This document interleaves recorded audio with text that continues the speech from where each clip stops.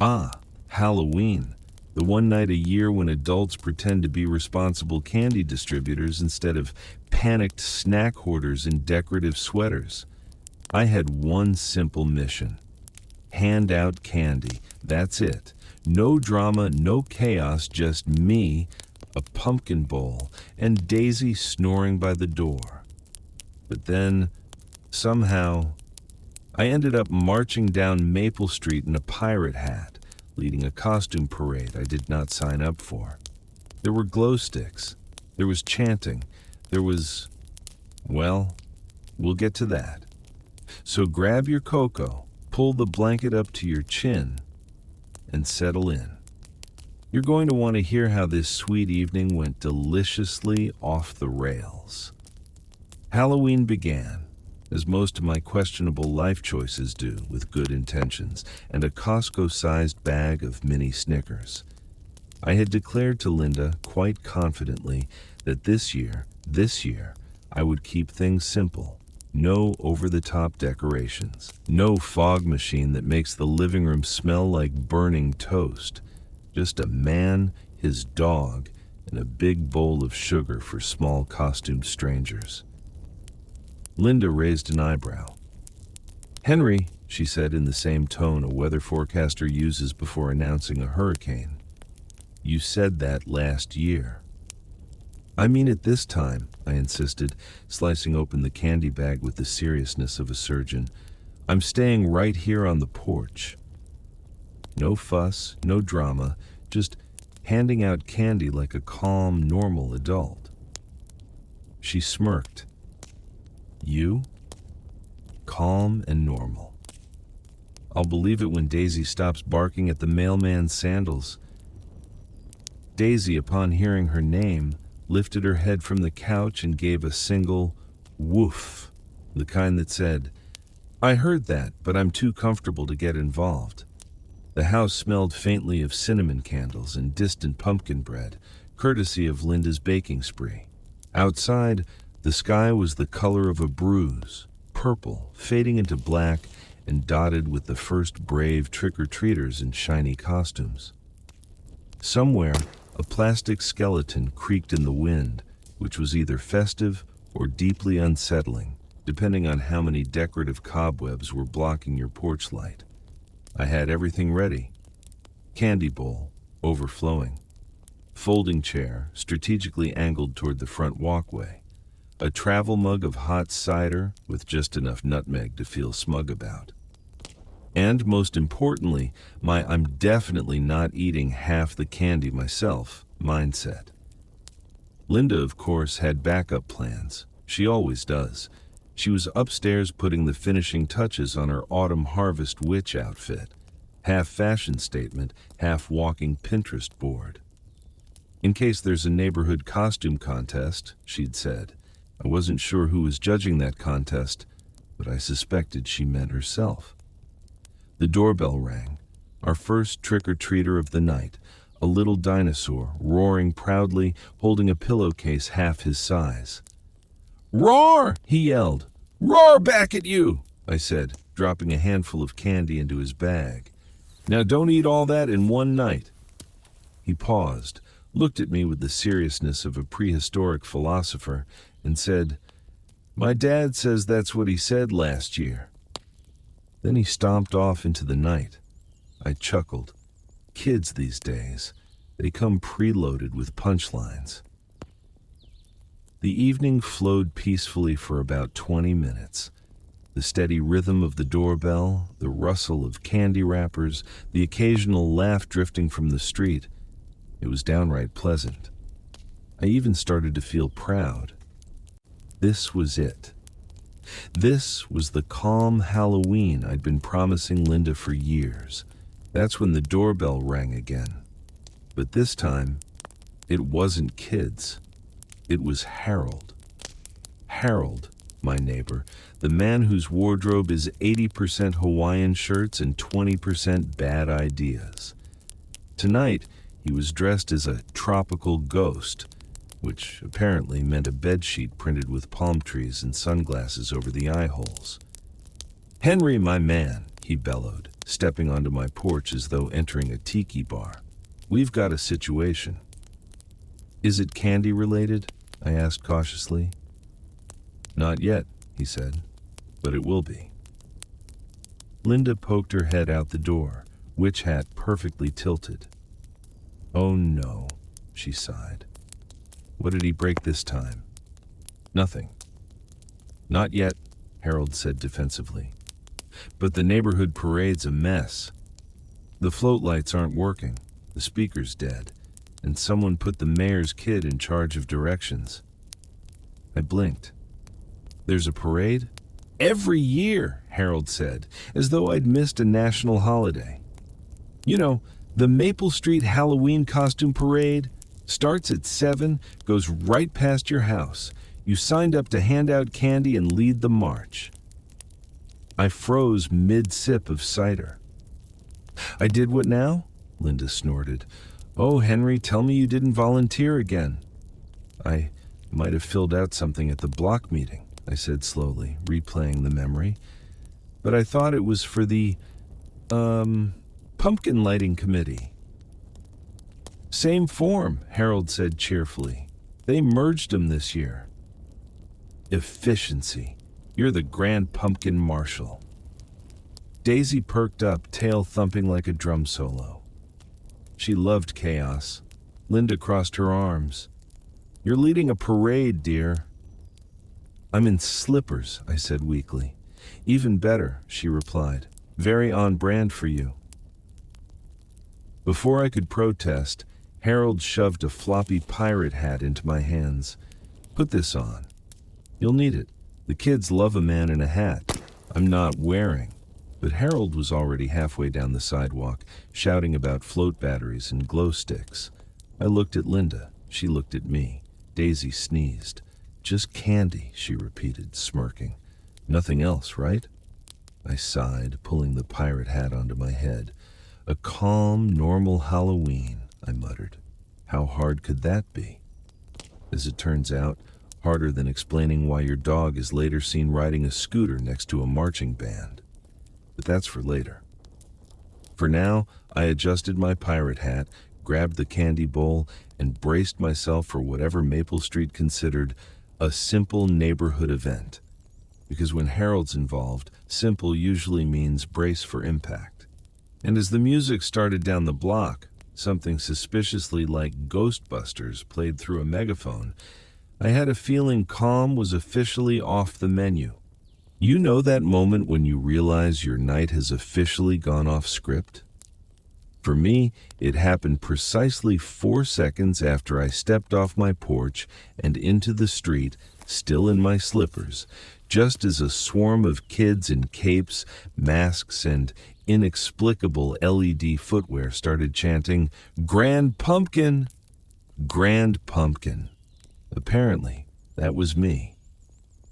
Linda leaned on the porch railing, holding her mug of tea and laughing so hard she nearly spilled it. "Oh, you look adorable," she called. "A pirate pumpkin man." Every child's dream. "Linda," I said, trying to look dignified, "I'm supposed to be distributing candy, not leading a small army." She waved a hand. "You can multitask." "Try not to get trampled," Daisy barked twice. Translation: "Good luck, Captain Pumpkin." Harold jogged over, clipboard in hand, wearing a lei that somehow glowed in the dark. "Okay, Henry, quick rundown. You're at the front of the parade. Walk slowly, wave occasionally. Don't let the goblins cut in line. And for the love of coconut shrimp, don't drop the candy bowl." "Why am I waving?" I asked, shifting the pumpkin-shaped candy bowl to my other arm. "It's tradition," he said. "The Grand Pumpkin always waves." "You set the tone, my man." "I'd rather set the tone from my recliner," I muttered, but the crowd was already forming, a dazzling, chaotic mix of costumes. There was a family of glow-stick skeletons, a baby dressed as a taco, 3 teenage vampires arguing about eyeliner, and a guy who had gone all in as a traffic cone. Even the mailman was there, dressed as, well, a mailman. He said it was method acting. The Maple Street Parade Band, consisting mostly of middle school clarinet players and one extremely confident kazoo, struck up their opening number, a somewhat wobbly rendition of Monster Mash. "Let's go," Harold shouted, and the crowd cheered. And suddenly, there I was, marching, well, slipper shuffling, down Maple Street, holding a pumpkin bowl high like it was the Olympic torch, while Daisy trotted beside me with her glow-in-the-dark collar flickering like a rave. Every few steps, a kid would run up. "Trick or treat, Mr. Pumpkin Man." "Nice hat, Captain Candy." "Can I pet your dog?" I handed out treats, waved, and tried to look like someone who belonged in a parade. Inside, though, my brain was narrating in all caps, "You were supposed to be home watching spooky movies, you fool." Linda followed us at a comfortable distance, chatting with the neighbors like she was attending a social event instead of supervising her husband's public unraveling. I caught snippets of her conversation. "Yes," he volunteered. No, he didn't know what for. Yes, again. We reached the big intersection, where the float was supposed to meet us, except it wasn't there. Instead, there stood a large unlit trailer shaped like a pumpkin with a banner that read, "Maple Street's Spooktacular Extravaganza, batteries not included." Harold frowned. Should have charged those lights. "Harold," I said through gritted teeth, "how are we supposed to have a parade float with no lights?" He grinned. "Improvisation, my friend. Watch and learn." Then he reached into a plastic tote, pulled out a handful of glow sticks, cracked them open, and started taping them around the trailer with duct tape. Daisy tilted her head as if to say, "He's not really doing that, is he?" "Oh, he's really doing that," I told her. Within minutes, the float looked like a neon spaghetti explosion. But hey, at least it glowed. "Perfect," Harold declared. "Now we just need someone to ride up front and wave like a celebrity." He turned to me with that look, the look that said, "I already decided and you're not going to like it." "Don't say it," I warned. "Henry," he said, "it's your moment." "Absolutely not. It's tradition. Tradition is wildly overrated." 2 minutes later, I was sitting on a hay bale at the front of the float, pirate hat tilted, candy bowl in my lap, and Daisy beside me like my furry first mate. "Smile," Harold called. "Wave! Pretend you're enjoying it." The float lurched forward with a sound suspiciously like something important breaking. I waved awkwardly at the cheering crowd. "Grand Pumpkin," they chanted again. Linda, walking alongside, cupped her hands around her mouth. "Wave bigger, dear. They think you're shy." I waved like my arm was on autopilot, desperately trying not to drop any Snickers. Daisy, on the other hand, was thriving. Every child she passed got a tail wag, a lick, and possibly a sample of her glow stick drool.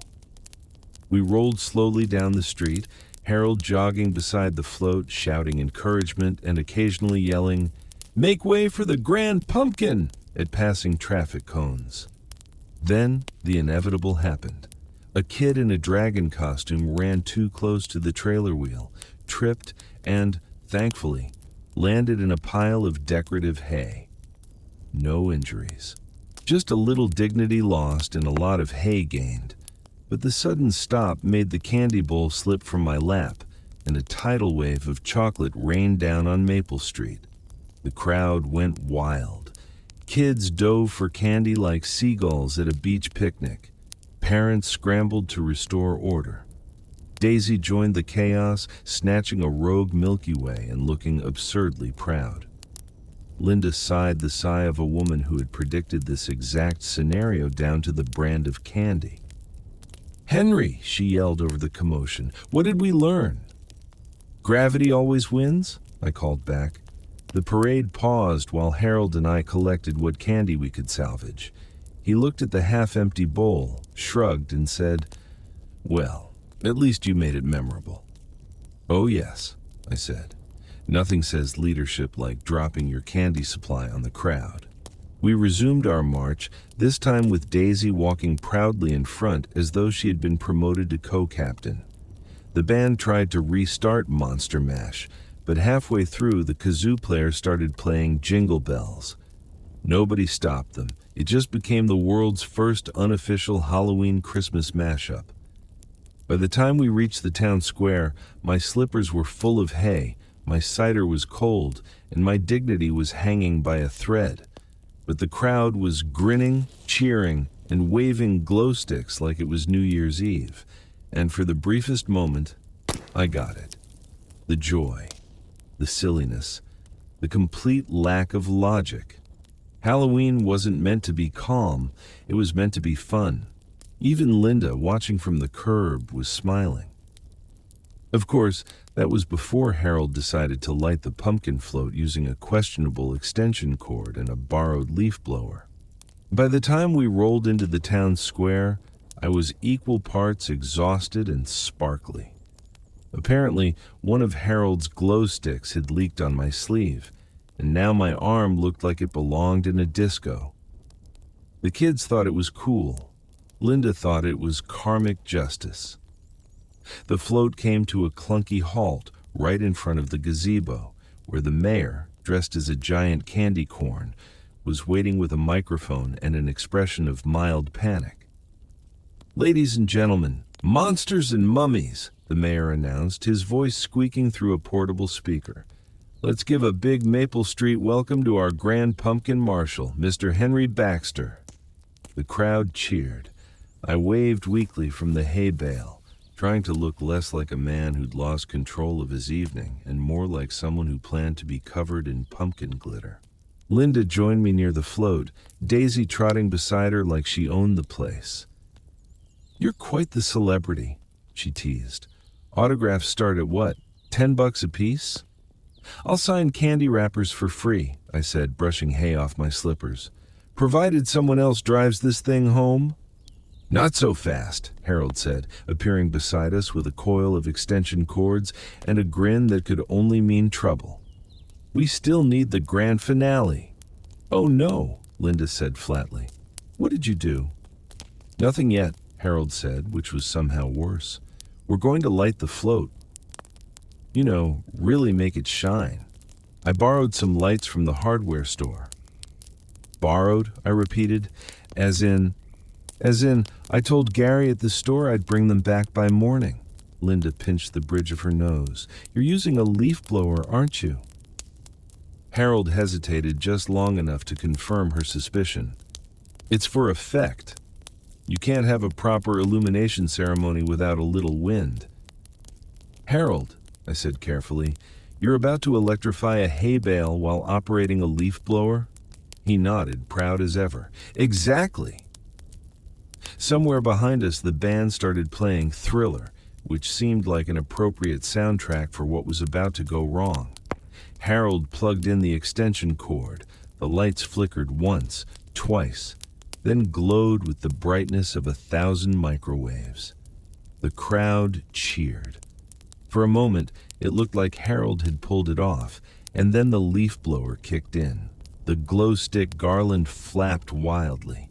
The hay bale, my throne of humiliation, erupted into a swirling blizzard of straw. Kids screamed with delight as bits of hay rained down like confetti. The pumpkin banner ripped free and flew across the square, wrapping itself around the mayor like a giant orange toga. "Keep smiling," Harold yelled over the chaos. "They love it." Linda was doubled over laughing. Daisy was chasing airborne hay like it was the best day of her life. I, meanwhile, was gripping the side of the float like a sailor in a storm. Finally, Harold pulled the plug, literally. The blower sputtered to a stop, the lights dimmed, and the square fell silent, except for the faint sound of Thriller fading into confused kazoo notes. The mayor emerged from the banner, coughing up a piece of straw. "Well," he said brightly, brushing himself off, "that was spirited." The crowd burst into applause. Kids cheered. Someone shouted, "Do it again!"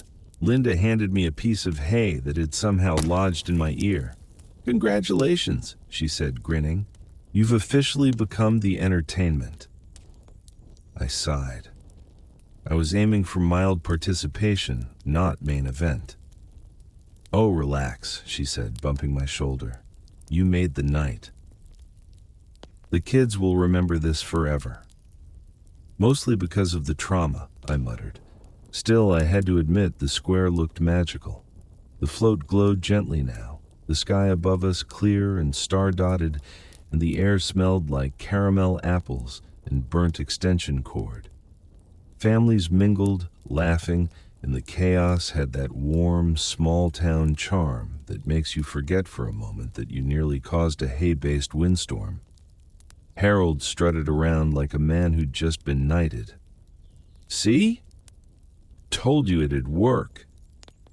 "Technically," Linda said, "something working doesn't mean it should have." "Details," Harold replied, waving it off.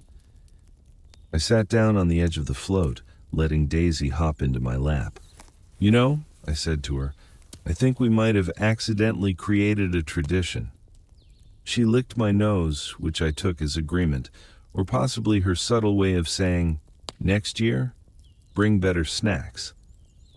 The mayor shuffled over, still picking hay out of his costume. "Henry," he said, "that was one of the best parades we've had in years. I'm putting you down for next year's event." "Let's not be hasty," I said quickly. "Nonsense. You've got flair, spirit, improvisational skill." "Also mild trauma," Linda added helpfully. The mayor laughed, clapping me on the shoulder. "That's the Maple Street way." As the crowd dispersed, I thought, finally, this was it. The night was winding down. The chaos was over. We could go home, make tea, and laugh about it later. And then, from behind us, came the unmistakable sound of a megaphone crackling to life. "Attention, parade participants!" Harold's voice boomed. "Due to overwhelming demand, we will now commence the Encore March." Linda blinked. "The what?" "The Encore," Harold repeated, sounding thrilled with himself. "Back down Maple Street, one more round for the fans." "Harold," I said, "there are no fans left. Half the kids are in bed." "Exactly," he said. "Less crowding, easier candy distribution."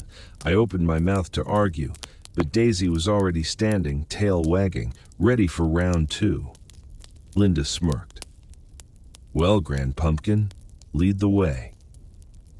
And that's how, for the second time that night, I found myself parading through the streets, glowing faintly, handing out leftover candy, and wondering how on earth I got promoted from porch duty to public spectacle. Somewhere, a neighbor shouted from their porch, "Hey, Henry, do you do birthdays too?" "Not without hazard pay," I called back. But I was smiling, because for all the absurdity, the hay, the lights, the chaos, it was fun, messy, ridiculous, heartwarming fun. And when Daisy decided to steal a lollipop from a kid dressed as Frankenstein and run triumphantly down the street, the crowd's laughter sealed it. I had lost control of Halloween completely, and honestly, I didn't mind, not one bit. But the Encore Parade wasn't even the strangest part. That came later, when Harold decided to host the after-parade costume contest in my front yard. There are moments in life when you can actually feel your evening spiraling out of control. You don't need to see it, you just sense it in your bones, like the first drop of rain before a thunderstorm. For me, that moment came when I saw Harold marching back toward my house, megaphone in one hand and a box labeled "Emergency Decorations" in the other. Linda spotted him first. We had just made it home from the Encore Parade. I was halfway through unlacing my glow-stick-stained slippers, and Daisy was attempting to eat the remains of a Tootsie Roll she'd found on the sidewalk. Linda sighed. "He's coming this way again." I groaned. No, no, no, no. The night is over. I've done my civic duty. I led 2 parades, lit a hay bale, and survived a leaf blower incident. We're done. Try telling him that, she said, sipping her tea. Oh, wait, you already did. 4 times. By the time Harold reached the porch, he was out of breath but beaming like a man who'd just invented indoor fireworks. Henry, he gasped, good news. The mayor says we can use your lawn for the after party. I blinked. My what? Your lawn. You've got the perfect space. Central location, nice lighting, no sprinklers to trip over. It's destiny. Destiny needs to mow the grass first, I muttered. Linda folded her arms. And what exactly is this after party? Just a friendly little costume contest for the kids, Harold said, unrolling a banner that read, Maple Street Monster Mash Grand Costume Showdown, in glittery letters. We'll hand out prizes, play music, and maybe grill some hot dogs. At 10 o'clock at night? I said incredulously. Midnight snacks, Harold replied. It's festive. I looked to Linda for backup, but she was hiding a smile behind her mug. Well, she said sweetly, you did say you wanted to be more involved in the neighborhood this year. I meant through email, Linda. Through email, but it was too late. Harold was already dragging folding chairs onto the lawn while Daisy followed him, tail wagging like she'd just been promoted to event security. Within minutes, our quiet front yard had transformed into an impromptu Halloween arena. Kids and parents gathered under the flickering porch light, clutching hot chocolate and half-melted candy bars. Someone plugged a Bluetooth speaker into Harold's truck, blasting the Addams Family theme.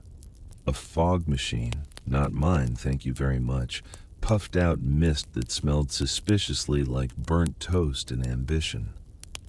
All right, everyone, Harold bellowed into the megaphone. Welcome to the first annual Maple Street Costume Showdown, hosted by our very own Grand Pumpkin, Henry Baxter. The crowd cheered. I blinked. No, no, no, I said quickly. You're the host. I'm the innocent homeowner who didn't lock his door fast enough. But Harold had already handed me the megaphone. Say a few words, he hissed, giving me the kind of shove that only best friends and chaos agents can manage. I lifted the megaphone, resigned. Hi everyone. Welcome to my front yard. The crowd laughed.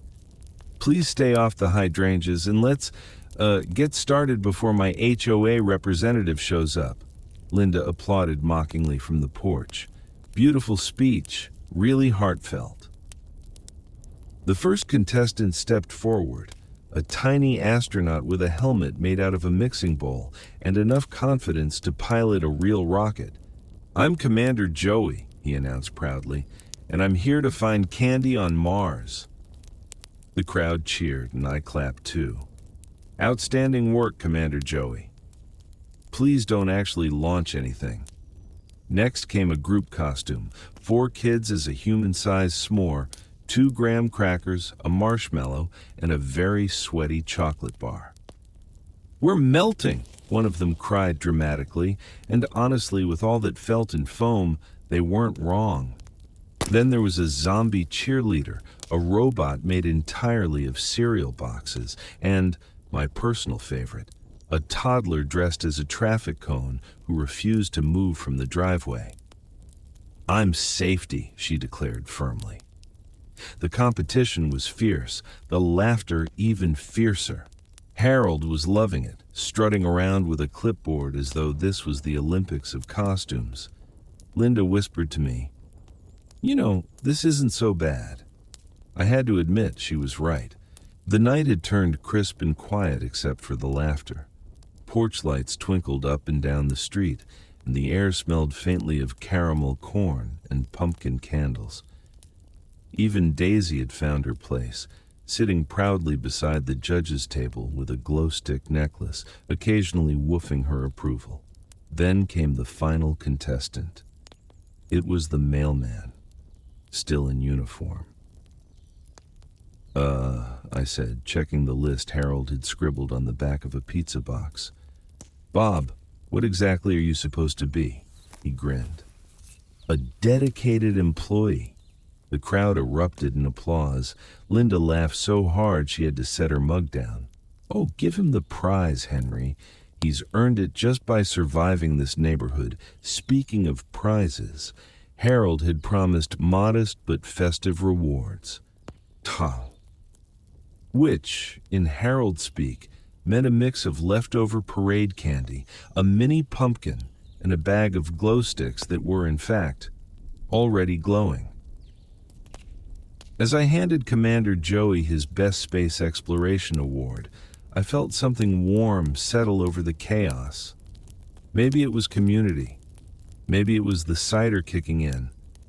Or maybe it was just that familiar feeling when life surprises you in the best, most absurd way possible. Harold leaned over. See? Not so bad, huh? I smirked. Ask me again when the grass recovers. The crowd started to drift home after the awards. Parents carried sleepy toddlers. Daisy escorted a group of kids to the corner, and the fog machine finally gave one last sputter before dying heroically. Linda came up beside me, wrapping her arm through mine. You did good, Grand Pumpkin. I feel like I should get a medal, I said, or at least a rake. You'll get both, she said, in the morning.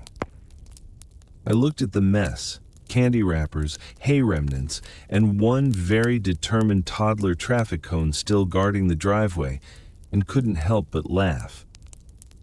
All right, I said. Next year, though, someone else's yard, Linda nodded. Sure, dear.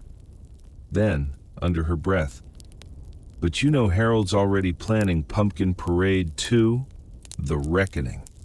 I groaned. I heard that. Daisy barked twice, which I swear translated to, You're not getting out of it, Dad. As we finally went inside, closing the door on the last of the laughter, I thought the night was done. But then, through the window, I saw Harold out front again, dragging something large, round, and suspiciously orange onto the porch. Linda squinted. Is that a pumpkin? Harold waved up at us. One more thing. For tomorrow, the official Maple Street Pumpkin Display. You're hosting. I turned to Linda. We're moving, I said, but she was already laughing too hard to answer. And that, dear listener, is how my calm night of handing out candy became a full-scale Halloween festival. But wait, there's more. Because Harold's pumpkin display wasn't just a pumpkin, it was a catapult.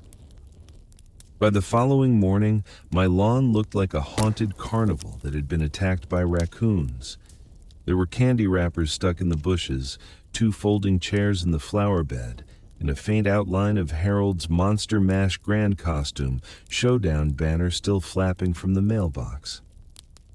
Daisy sat proudly in the middle of it all, chewing what was either a glow stick or a suspiciously neon worm.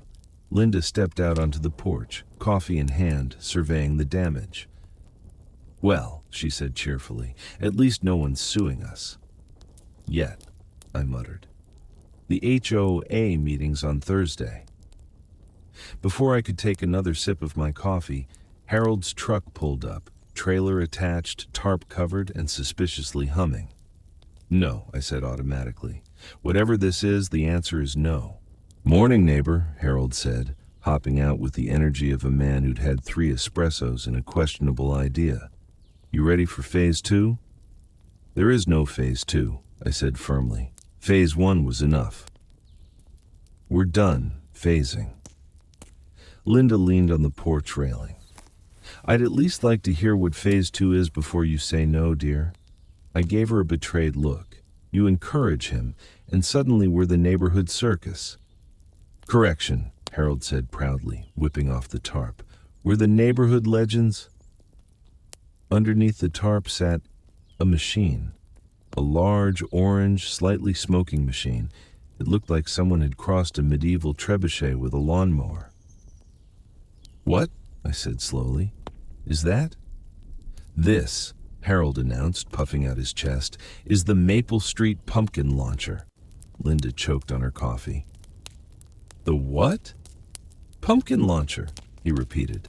For the community pumpkin toss. You know, the big finale to our Halloween celebrations. I blinked. We have one of those now? We do, Harold said. Just invented it. Tradition starts today. He patted the side of the machine. Built her myself last night. Used some spare parts from the parade float and my cousin's old snowblower. Harold, I said, pinching the bridge of my nose, do you ever listen to the voice inside that says, maybe not? He looked genuinely puzzled. No. Why? Is that a thing other people have? Linda sipped her coffee. So what exactly does this contraption do? Harold grinned. Glad you asked. You load the pumpkin here, pull this lever, and boom! It launches across the street, safely of course, and lands in the target zone. Fun for all ages. What's the target zone? I asked warily. Harold pointed down the street toward the community park. That open space over there? I followed his finger. That open space where the kids' soccer team practices? He hesitated. They're not there right now. Linda covered her mouth to hide her laughter. Oh, Henry. This is going to be good. It's going to be on the news, I said, probably under the headline, Local Man Accidentally Catapults Produce into Traffic. But it was no use. Within minutes, Harold had gathered a small crowd. Neighbors, kids, even the mailman again.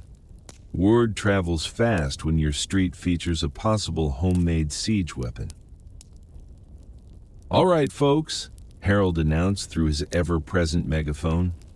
Welcome to the first annual Maple Street Pumpkin Launch, sponsored by the ingenuity of your very own Henry Baxter. Sponsored by who? I yelled, but it was too late. The crowd cheered and Harold handed me the lever like it was a golden scepter. Go on, he said. You're the Grand Pumpkin. You get the first launch. I looked to Linda for help. She shrugged. Well, dear, you've already survived a parade and a fog machine incident? How bad could this be? That's what they said about the Titanic, I muttered. Still, I had an audience now, including Daisy, sitting attentively beside the launcher, tail wagging as if ready to chase whatever happened next. Harold placed a medium-sized pumpkin in the catapult cradle. Ready when you are. I took a deep breath, gripped the lever, and said a silent prayer to every saint associated with home insurance. 3, 2, 1. I pulled the lever. With a dramatic whoosh, the pumpkin soared into the sky, higher, faster, and far less controlled than I'd expected. The crowd gasped. For a glorious moment, it looked like success. Then it arced beautifully and landed directly in Mrs. Henderson's bird bath. Splash. A beat of silence. Then laughter erupted. Kids were rolling in the grass. Harold was clapping. Even Mrs. Henderson herself came out, saw the dripping remains of her bird bath, and just sighed. At least it wasn't my cat again. Again? I whispered to Linda. She gave me a look that said, You don't want to know. Harold was ecstatic. Perfect launch, great distance, excellent trajectory. Excellent lawsuit potential, I muttered. But the damage, or glory, depending on perspective, was done. The Maple Street pumpkin launch had officially begun. Kids lined up to take turns pulling the lever, neighbors placed bets on distance, and Daisy joyfully chased stray pumpkin chunks like it was a game of fetch from another dimension. One pumpkin sailed over the hedge and splattered harmlessly on the sidewalk, creating what Harold called modern art. Another landed squarely in the recycling bin, earning applause for eco-friendly accuracy. Even Linda got in on it, giggling as she pulled the lever and sent a tiny decorative gourd into orbit. That one's heading for Kansas, she said proudly. For a while, I forgot to be worried. The laughter was contagious. The sky was clear and blue. The air smelled like leaves and cinnamon, and the chaos was kind of wonderful. Then Harold decided to upgrade the power. He adjusted a dial on the launcher that absolutely did not look like it was meant to be adjusted. Just a little extra oomph, he said. Define oomph, I said. He grinned. Science. The next launch didn't so much fly as it vanished. The pumpkin rocketed out of sight so fast we all just stood there, blinking at the empty sky. Where'd it go? A kid asked. I don't know, Harold said slowly. A few seconds later, we heard a faint thunk, followed by a distant, confused shout of, "Hey!" from somewhere down the block. Linda raised an eyebrow. So, whose car was that? I rubbed my temples. If it's the mayor's, I'm moving to Canada. Harold was undeterred. All right, maybe a little too much power. I turned off the launcher before he could adjust anything else. Harold, I said, you've just weaponized a vegetable. I think we're done. He looked genuinely disappointed. But we were just getting good. Exactly why we're stopping, I said firmly. The crowd groaned in mock protest, but eventually dispersed, still laughing, still chatting, and promising to do it again next year. As I dragged the launcher toward Harold's truck, Linda slipped her arm through mine. You know, she said, smiling, you might have just started a new neighborhood tradition. Wonderful, I said dryly. A tradition that requires a waiver. Daisy barked once, chasing a stray pumpkin seed across the lawn. Harold patted the launcher affectionately. She's got potential. Maybe next year we add a second arm, double the pumpkins, Linda chuckled, or we could just bake them into pies. Less dramatic, Harold said. More edible, I countered. He considered this. We'll compromise. Pie launching contest, I sighed. That's not a sentence I ever wanted to hear. As the sun dipped behind the trees and the neighbors headed home, I couldn't help but smile. Yes, my lawn was destroyed. Yes, there were bits of pumpkin in the mailbox, and yes, I was probably banned from the next HOA barbecue. But it was all oddly heartwarming. Because sometimes chaos isn't a disaster. Sometimes it's community, loud, messy, ridiculous, and full of laughter. And as Daisy curled up by my feet, snoring happily, I realized that my quiet night handing out candy had turned into something better, a story everyone on Maple Street would tell for years. Of course, I didn't know Harold had already registered a Facebook event for Maple Street Pumpkin Launch 2026. You'd think after launching multiple pumpkins into orbit, I'd get a quiet morning to recover. Maybe sit on the porch with coffee, reflect on my life choices, and pretend my lawn hadn't just been declared a squash disaster zone. But peace on Maple Street lasts about as long as a glow stick in Daisy's mouth. It started at 8:02 a.m. I was halfway through my second cup of coffee when there was a knock at the door. Not a gentle, neighborly tap. Oh no, this was a knock of consequence. Linda looked up from her crossword. You expecting anyone? Unless it's someone selling peace and quiet, no. I opened the door, and there stood the mayor, still dressed in his candy corn costume, still slightly sticky from last night's festivities. He had a clipboard, never a good sign. Morning, Henry, he said brightly. Got a minute to discuss recent community developments? Linda whispered behind me. He's smiling, but that's a smile with paperwork. Sure, Mayor, I said cautiously. Come on in.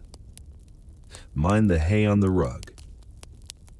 He stepped inside, sniffing the faint aroma of burnt pumpkin and leaf blower fuel. Quite the evening you hosted, Henry. The town hasn't seen excitement like that since the Great Grill Fire of 18.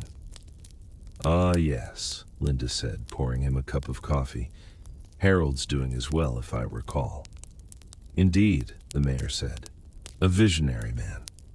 Slightly flammable, but visionary. I wasn't sure if that was a compliment or a diagnosis. He sat at our kitchen table, flipping through his clipboard. Now, about the pumpkin launcher incident, I groaned. Look, I can explain. It wasn't technically my launcher. He waved it off.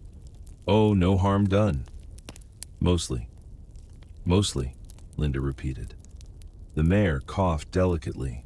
Well, there were a few unintended landings. One pumpkin hit the Henderson's bird bath, remarkable accuracy, I might add, and another, slightly dented the Welcome to Maple Street sign. Linda raised an eyebrow. The metal one? Aluminum, the mayor said quickly. Very forgiving. I sighed. So, am I in trouble? He smiled. Trouble? No. In fact, we were thinking of making it an annual event with, of course, a few safety adjustments, such as not using a snowblower engine, Linda suggested. Exactly, the mayor said, scribbling something on his clipboard. Proper safety barriers, pumpkin trajectory zones, maybe helmets for spectators. Helmets? I repeated flatly. For spectators. Linda smirked. You're going to be famous, dear. The first man to invent extreme gardening. The mayor stood, finishing his coffee. Oh, and Henry, one more thing. You'll be receiving a community appreciation certificate at next month's town meeting. I blinked. For what exactly? For bringing everyone together, he said cheerfully, and for giving the city workers a new story to tell for years to come. When he left, Linda and I stood in silence for a moment. Finally, I said, You realize I've somehow turned incompetence into civic recognition. She patted my arm. That's your superpower, dear. Before I could bask in that dubious honor, Daisy barked from the yard, not her someone's walking by bark, her I've found something suspicious bark. I stepped outside and froze. There, sitting perfectly upright in the middle of the lawn, was a pumpkin, a very large, very charred pumpkin. Linda peered over my shoulder. Oh my goodness, is that... It's the one Harold supercharged yesterday, I said. The prodigal pumpkin returns. It must have landed in the next block overnight and rolled home. The universe clearly wanted to return the evidence. Daisy sniffed it cautiously, then gave me a look that said, Please don't launch it again. Linda laughed. At least it found its way back. Maybe you should keep it as a trophy. A trophy for what? Outstanding neighborhood turbulence? Exactly. I was about to object when I saw Harold approaching, grinning, clipboard in hand, same manic glint in his eyes. Oh no, I muttered. He's planning something. Henry, he shouted as he marched up the driveway. Big news. I'm bracing, I said. They loved it. The whole street. People are calling it the Pumpkin Spectacular. That's one word for it. He slapped a paper down on the porch table. And look, the local newspaper wants to do a story. I read the headline draft aloud. Maple Street's Grand Pumpkin brings town together, and a few pumpkins back down. Linda snorted her tea. You're famous. I'm infamous, I corrected. There's a difference. Harold beamed. This is just the beginning, my friend. I'm thinking next year, pumpkin launch relay teams, maybe a trophy shaped like a gourd. Or, I suggested, maybe we don't. Maybe next year we skip the launching entirely and hand out safe, stationary pumpkins. You know, pumpkins that don't achieve flight. He frowned, clearly troubled by this concept. Stationary pumpkins? That's unnatural, Linda chimed in. How about we combine your talents?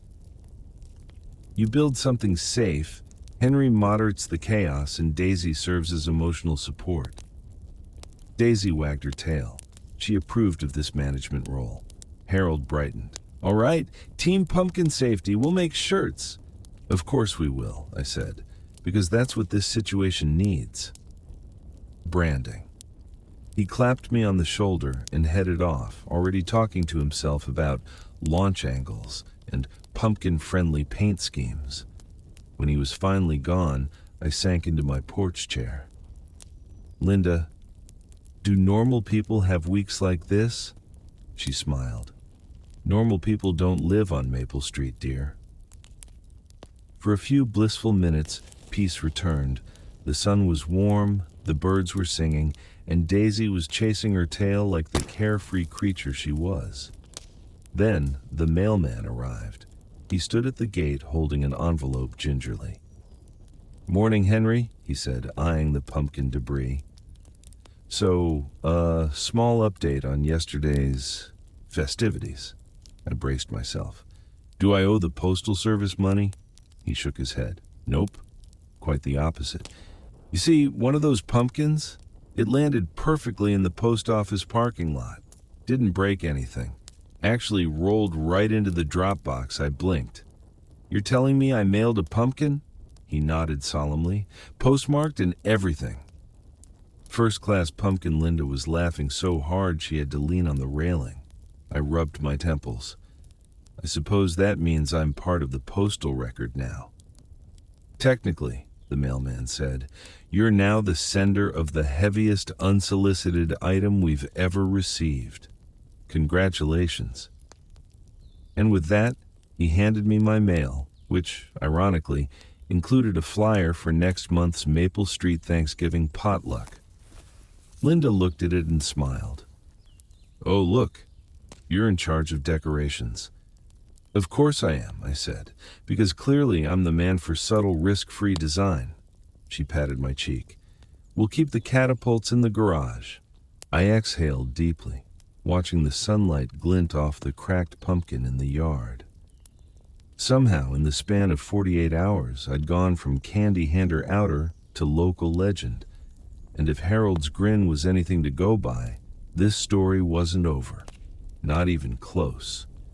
Because knowing Harold, the next simple idea would involve turkeys, parachutes, or both. But that's a Thanksgiving problem. For now, I had pumpkin seeds to rake, coffee to reheat, and a lawn that needed an exorcism. And honestly, I wouldn't trade it for anything.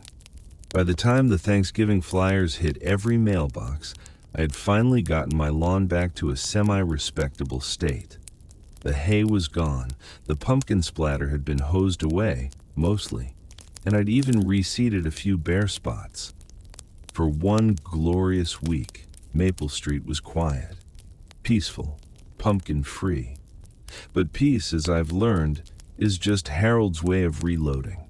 It was a crisp Saturday morning when he appeared again, humming cheerfully, pushing a wheelbarrow full of parts, metallic parts. Henry, he called out, grinning like a man who'd just discovered caffeine and chaos in equal measure. Big plans for Thanksgiving. Oh no, I said, backing slowly toward my front door. No, absolutely not. Whatever you're building, I'm not hosting it. Relax, he said, waving a wrench in the air. This isn't like last time. Last time, Harold, involved airborne squash. He chuckled. See?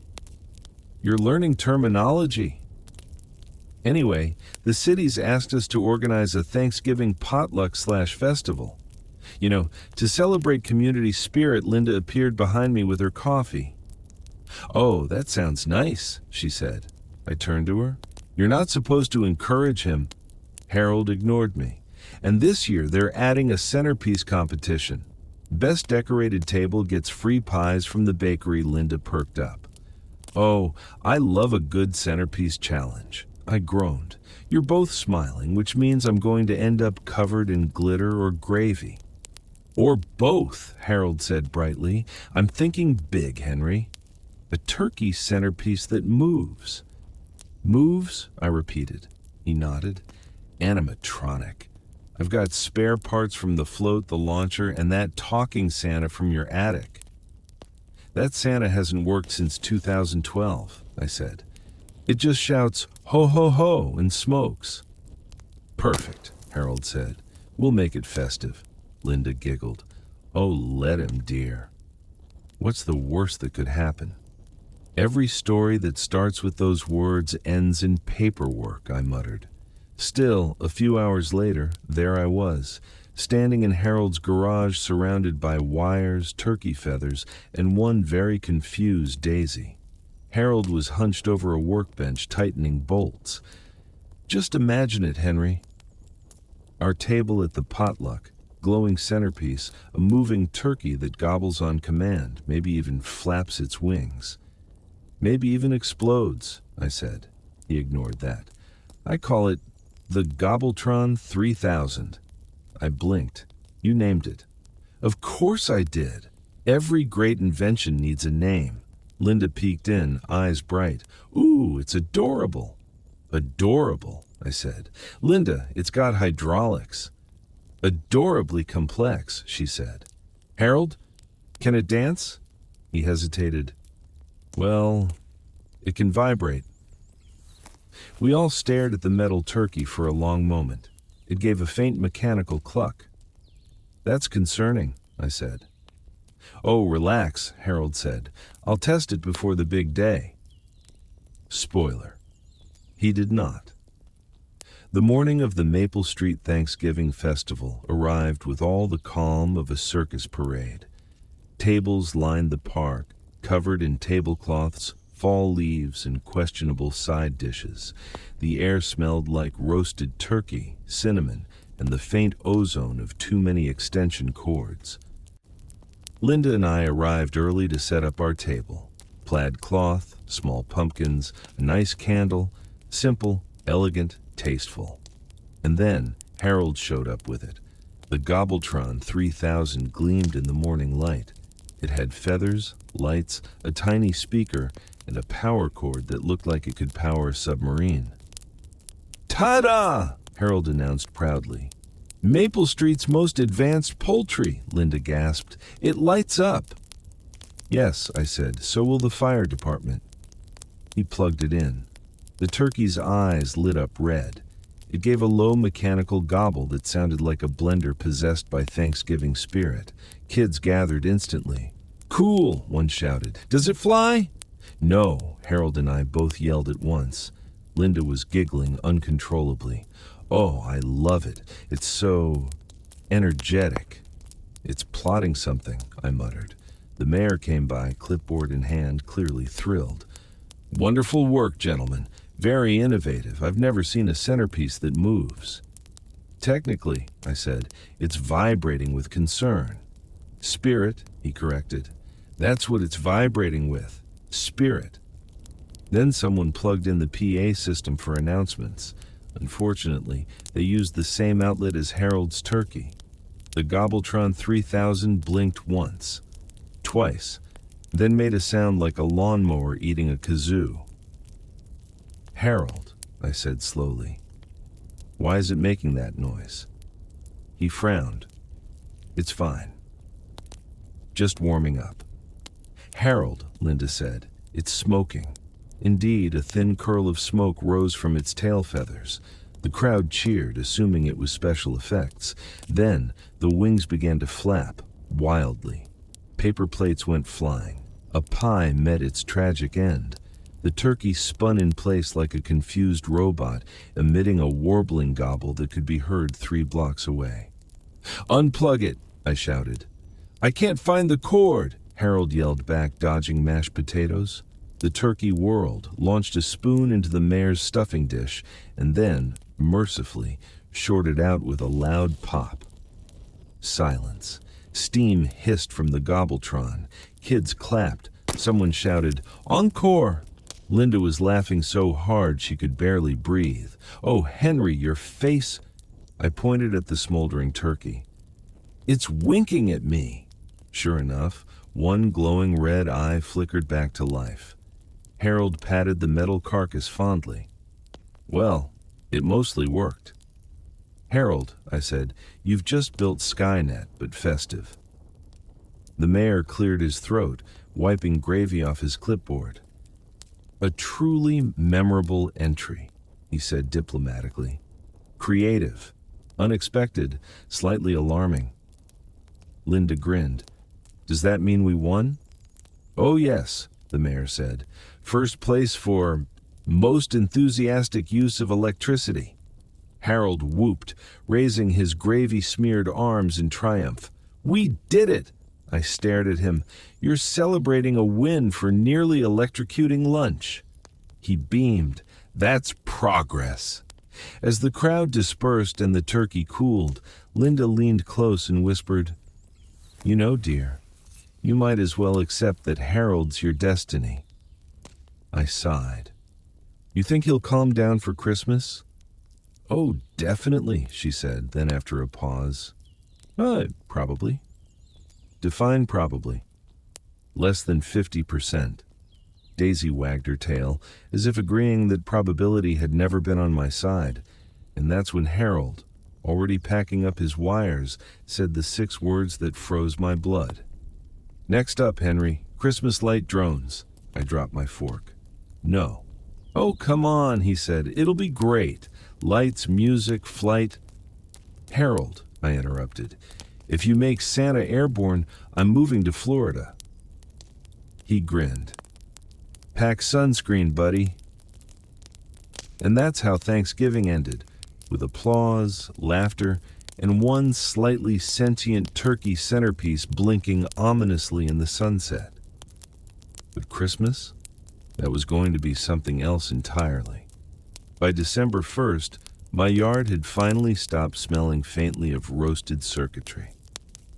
I was ready for a quiet, classic holiday season, soft carols, cocoa, maybe a few harmless twinkle lights, nothing that required emergency services. So naturally, Harold had other plans. He showed up at 9 a.m. sharp, wearing a Santa hat and holding a box labeled Elf Tech Experimental Holiday Lighting System. The box hummed. That was my first warning. Henry, he shouted, setting the box on my porch with the enthusiasm of a man who'd just discovered fireworks and plausible deniability. Christmas is here, my friend. Don't say it like it's a threat, I said, clutching my coffee. Not a threat, he said, a miracle. This, he patted the box, is the future of festive illumination. Linda peeked out from the doorway, wearing her reindeer slippers. You mean lights, Harold? Not just lights, he said. Drone lights, I blinked. As in flying? As in synchronized aerial choreography, he said proudly. It's like the North Pole meets NASA. Linda's eyes lit up. Oh, that sounds amazing. Don't encourage him, I said. He's already weaponized pumpkins. I'm not ready for airborne reindeer. Harold ignored me, already tearing into the box.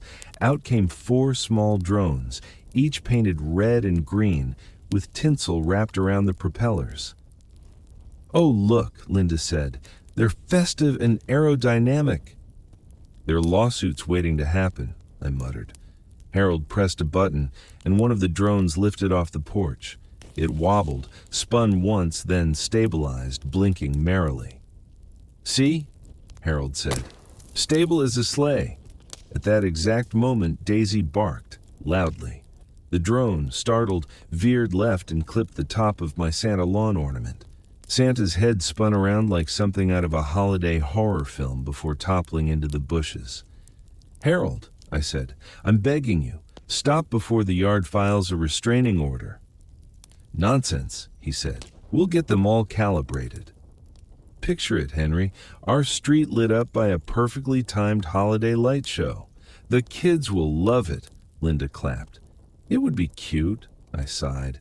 That's how the turkey started, Linda. Still, there's no stopping Harold once he's in project mode. Over the next week, our driveway became mission control. He brought over laptops, power strips, a whiteboard full of flight patterns, and at one point a thermos labeled rocket fuel that I sincerely hoped was coffee. Every evening, the testing began. Drones whirring, lights blinking, neighbors gawking. Kids from down the block cheered whenever one managed to form a halfway decent star in the sky. Of course, halfway decent was the best we got, because for every successful pattern, there were 3 creative outcomes. There was the night a drone dove into Mrs. Henderson's wreath and got stuck, flashing red like an emergency beacon. Another time, one flew too low and clipped my mailbox, showering the street in candy canes like a very confused holiday parade. And one unforgettable evening, Harold accidentally cross-wired the command system with his Bluetooth speaker.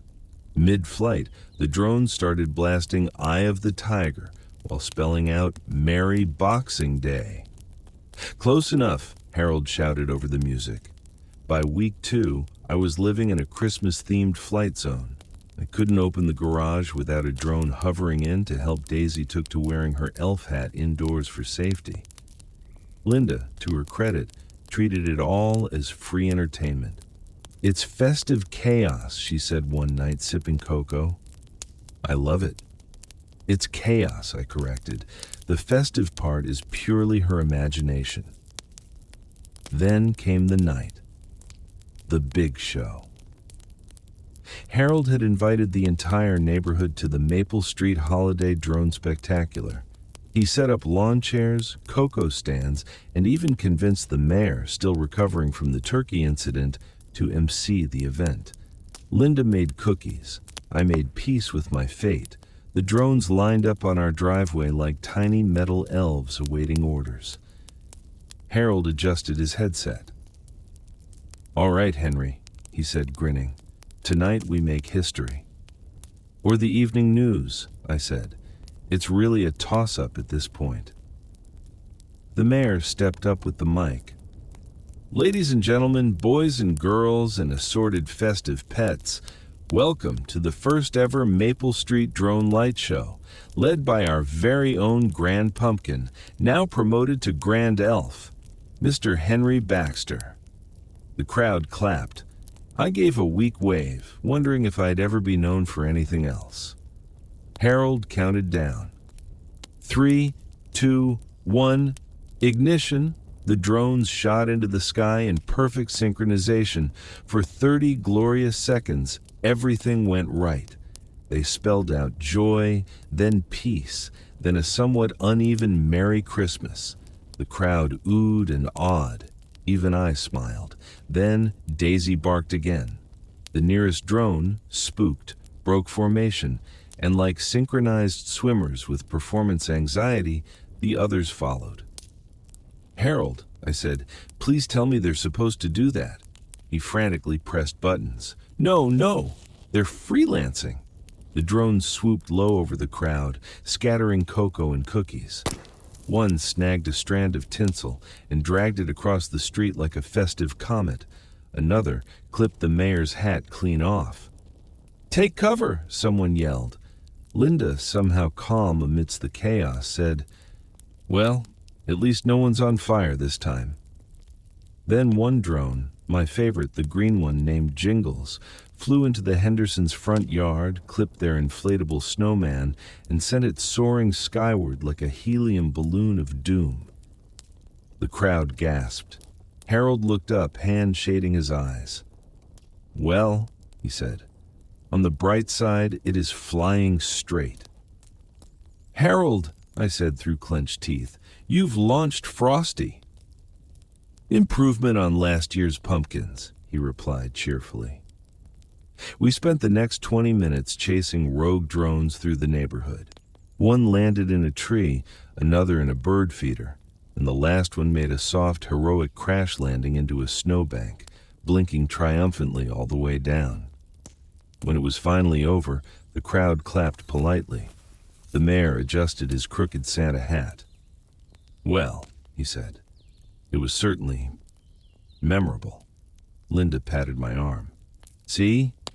No casualties. That's progress." I groaned. "Barely." Harold, ever the optimist, was already beaming. "That was amazing. We've got notes for next year. Drone sleigh formation, flying Rudolphs. Or, I said, hear me out, we just hang lights? Like normal humans. Where's the fun in that, he said. As the crowd drifted home, Linda squeezed my hand. You have to admit, dear, it's never boring here. Boring sounds heavenly, I said. Daisy, curled by my feet, gave a soft snore. Her elf hat tilted sideways, one ear poking through the top. I looked around at the snow-covered chaos, the half-lit drones blinking like confused stars, and couldn't help but smile. Because somehow, through every failed flight, fried turkey and misfired pumpkin, our street had become happy. Ridiculous, but happy. Linda leaned her head on my shoulder. Next year, you're helping with New Year's fireworks. I nearly choked on my cocoa. Oh no, absolutely not. No more explosions, no more gadgets, no more... Harold already ordered sparklers shaped like champagne bottles, she said, grinning. I closed my eyes. Of course he did. And somewhere, faintly in the distance, I swear I heard Harold shout, "We're gonna need bigger batteries." I didn't even look up. I just laughed. Because honestly, at this point, why fight destiny? The morning of New Year's Eve dawned quiet and crisp. There was frost on the porch rail, a faint smell of pine still clinging to the air, and for one blissful hour, I thought Harold had gone into hibernation. I was wrong. At precisely 9:12 a.m., his truck rumbled up the street, speakers blaring, "Auld Lang Syne." Daisy lifted her head, groaned, and went right back to sleep, the canine equivalent of, "We're doomed." Harold leapt out, wrapped in a scarf patterned with fireworks. "Henry," he called, "are you ready to ring in the new year?" "I'm ready to survive it," I said, clutching my coffee. Linda appeared beside me in her robe. "Be nice," she said. "Maybe this year he'll surprise us and do something normal." "I'm right here," Harold said, offended. "And of course it's normal. Totally safe, completely festive." I took a deep breath. "Define safe." "Safe, he said. As in, I only used one extension cord this time. He pulled a tarp off the back of his truck with a flourish. Underneath sat what looked like a cross between a confetti cannon and a leaf blower attached to a barbecue grill. Linda raised an eyebrow. "Please tell me that's not for fireworks." Harold beamed. "Not fireworks. Celebration propulsion." "Harold," I said, "those words don't belong together." He ignored me. "This baby's designed to shower the crowd with biodegradable streamers, bubbles, and a hint of lavender mist for ambience." "So, a scented explosion," I said flatly. "Exactly." Linda clapped her hands. "Oh, that actually sounds kind of nice." "Until it rains glitter on the entire block," I muttered. But Harold was already setting up in the driveway. "We'll test it tonight, right after the countdown." "You'll love it, Henry. You're my official button pusher." I pointed at myself. No, no, no, no, no, no.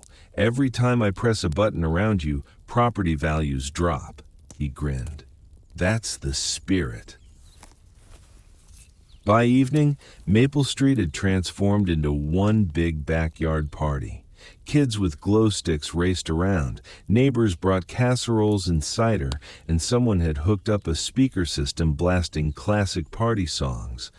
The mayor, yes, still wearing the candy corn hat, he'd rebranded it for winter, made a speech about unity through festive experimentation. Translation: "We're all too polite to stop Harold anymore." Linda and I had set up lawn chairs and blankets near the launch area. Daisy sat between us, wearing a sparkly collar that Linda claimed was seasonally appropriate. "All right, folks," Harold shouted into his megaphone, because of course there was a megaphone. "T-minus 5 minutes until the New Year's blast." I leaned toward Linda. "Do you smell something burning?" She sniffed. "Just your anxiety." The countdown began. 10, 9, 8. Harold stood by the contraption, goggles on, hand hovering dramatically over a big red button. 7, 6. The crowd chanted with him. Kids bounced. Daisy wagged. 5, 4. Linda squeezed my hand. See? It's festive. Everyone's smiling. 3, 2. Harold winked at me. Push it, Henry. I froze. Wait, you said you'd... 1. He shoved me forward. My finger hit the button. For a split second, it worked beautifully. Glitter rained down. Streamers flew. Bubbles filled the air. People cheered. Then, the lavender mist sprayer jammed. A sound like an angry espresso machine filled the night. The device vibrated, hissed, and then launched one final heroic blast straight into the sky. The crowd went silent as a glowing purple cloud expanded above Maple Street. It sparkled, it shimmered, and then it drifted, downwind, toward the Hendersons' house. Within moments, their entire porch was coated in violet glitter. The lights turned the haze into something that looked like a disco-themed fog bank. You could hear Mrs. Henderson's voice faintly through it. Is this normal? Harold looked delighted. It's beautiful, Linda coughed. It smells like a soap commercial. I just stood there, glitter in my hair, watching bubbles float through the purple haze. Congratulations, Harold, I said. You've officially given the entire street seasonal allergies. Worth it, he yelled over the cheering kids. To his credit, the mist eventually cleared, leaving everything faintly sparkly but otherwise unharmed. The crowd applauded. The mayor declared it the most innovative countdown in town history, and someone even handed me a sparkler as if to celebrate my survival. Linda smiled, leaning against me. Admit it, you love it. I love you, I said. The chaos is just part of the package. Daisy sneezed, scattering more glitter. Harold bounded over, still grinning ear to ear. Next year we go international. Drone fireworks synchronized with the countdown, maybe laser snowflakes.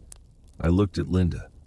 Do you think he knows that laser snowflakes isn't a real thing? She sipped her cocoa. Not yet. Don't ruin his fun.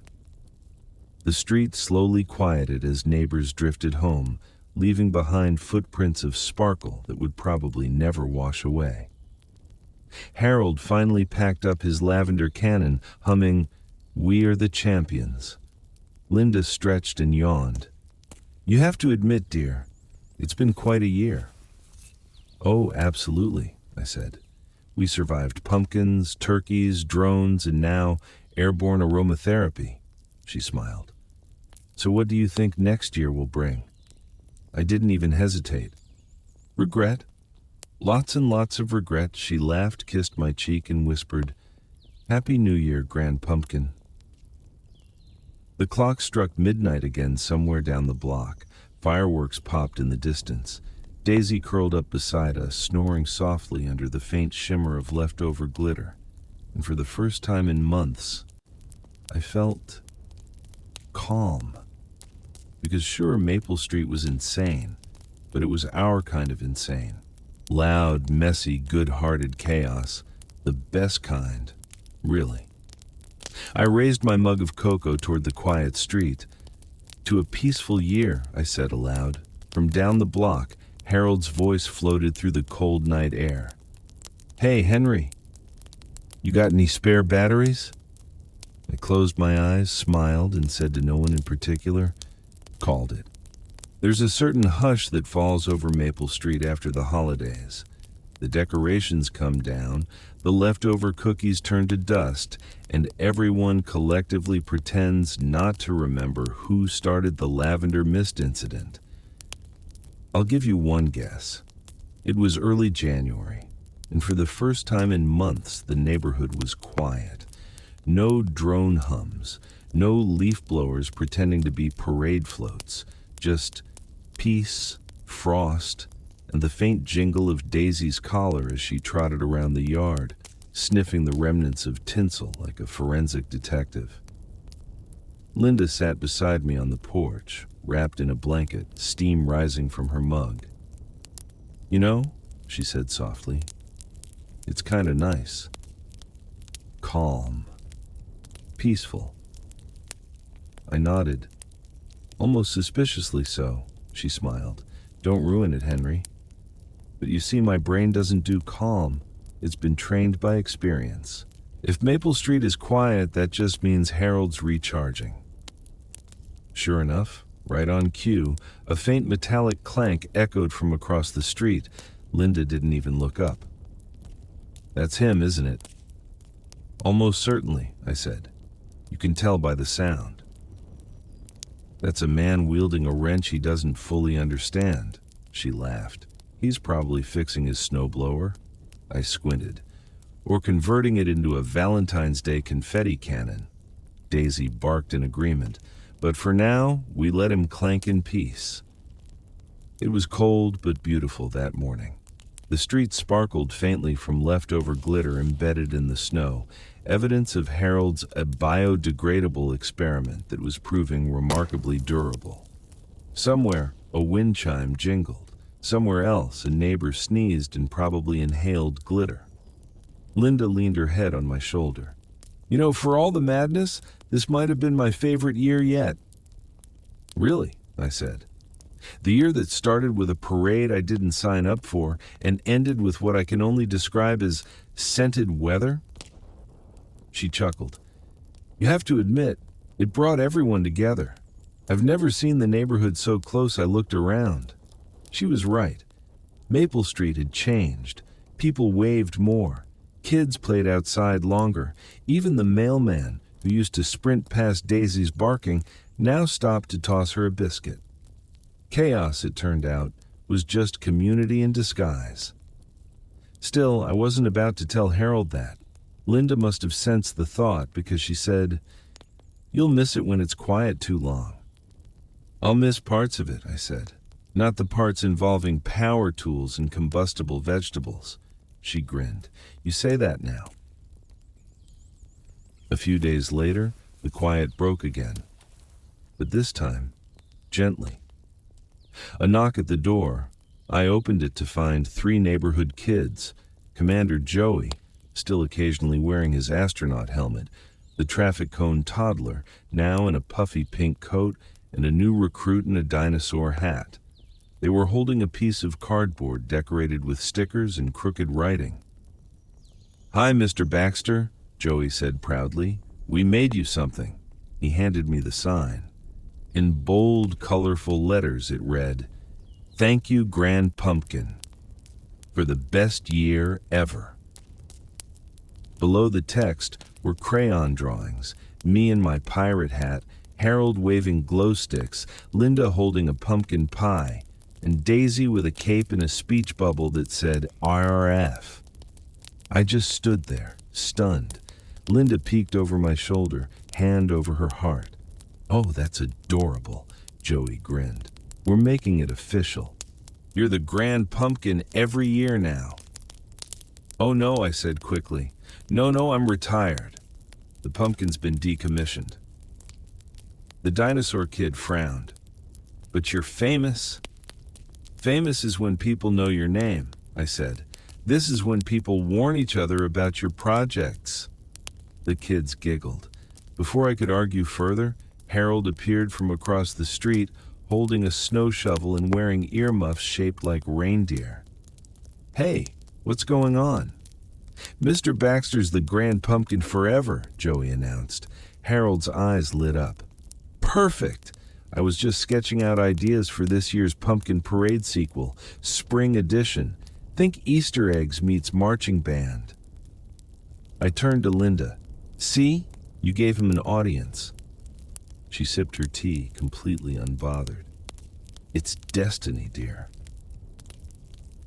Later that afternoon, After the kids ran off and Harold returned to his mysterious clanking, I propped the handmade sign on the porch wall. The wind rustled it gently, and Daisy sniffed it once before curling up beside it like a guard dog protecting my new ridiculous title. Linda came out with another mug of cocoa. "You're smiling," she said. "I'm resigned," I corrected. "It's different." She sat beside me. "You love it." I looked at the glitter-speckled street, the memory of laughter still echoing faintly in the frosty air, and sighed. "Yeah," I admitted. "I do." We sat in comfortable silence for a while, watching the sun dip behind the houses. A few lights blinked on. Somewhere, wind chimes tinkled again. Then, faintly, from Harold's garage came a triumphant shout. "Linda! Henry! Come see this! I've invented something incredible!" Linda groaned softly. "Should we check?" "No," I said immediately. "If we don't move, maybe it won't see us." "Henry," she said, trying not to laugh, "in all fairness, it's probably not that dangerous." There was a muffled pop from across the street, followed by Harold yelling, "It's fine!" "Mostly fine." I sipped my cocoa. "Define not that dangerous." She smiled. "Our kind of dangerous." And that was it. That perfect Maple Street summary. Our kind of dangerous. Because life here was never calm, never ordinary, never boring.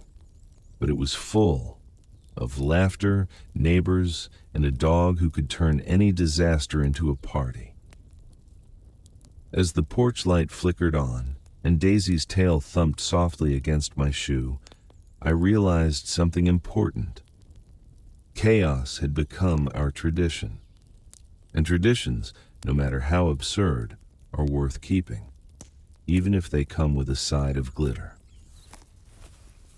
And that, dear listener, is how one quiet night of handing out candy turned into a year-long adventure. And a permanent title I'll never live down. Thanks for spending this story with me, for laughing along with our Maple Street madness, and for keeping the cozy chaos company. If you'd like to join me for more bedtime adventures, don't forget to subscribe and bring your cocoa next time. Good night, my friends, and may your pumpkins stay grounded, your turkeys stay still, and your drones stay firmly on the ground.